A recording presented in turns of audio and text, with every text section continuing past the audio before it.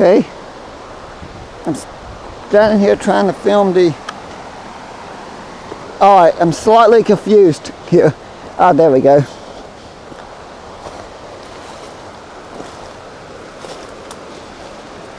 I walked across the abandoned train trestle here after filming that train that just went by to show where the junction switch used to be, and I confused myself for a second there. The brush is so thick. The railroad ties are still here, but they're almost completely rotted away. I think the mine here was called Meadow Fork, something like that. It's been closed a long time. Till about 2 years ago, I didn't even know this trestle was here. And I come to Thurmond all the time.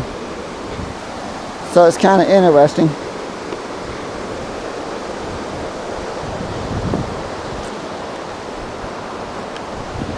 Okay.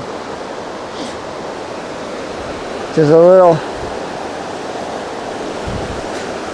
not the word I'm looking for, a little Darcy, a Sketsy. Both words mean the same thing. Definitely don't want to fall down there. But I'll point this out, the railroad ties are still here. Apparently they just pull up the steel rails, left the ties still here, but most of them's rotten. You know, this track might have still been here when I was a kid in grade school. I didn't know it, but I don't know for sure. I know it couldn't have went far. There's a coal temple back here somewhere.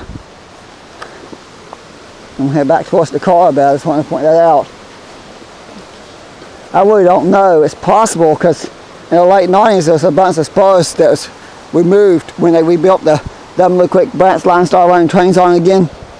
There was quite a few spurs removed. One of them is the one that goes through Scarborough and Whipple. It was removed in '99. I think there's 2 side spurs between here and Glendzine that was removed. So there's a view from the side of the trestle. So that trestle, I don't know, that may have been removed in the late 90s and I just didn't know it's here. But again, it could have been removed a lot sooner. My guess is it's the late 90s. They pulled the steel and left the wood, but I don't know for sure. I don't know how long that mine's been abandoned. I think it shut down shortly after World War II, so it's probably has been a turning on there since the late 40s, early 50s. That's one thing I don't know a lot about. There's not a lot of information about I think it's the Meadow Fork mine.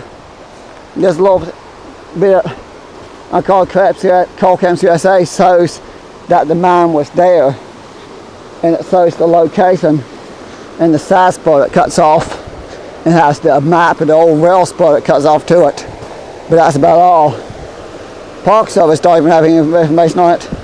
Meadow Fork and Callaway is 2 mining towns along the dunloup quick branch line. There's like there's practically no historic evidence of.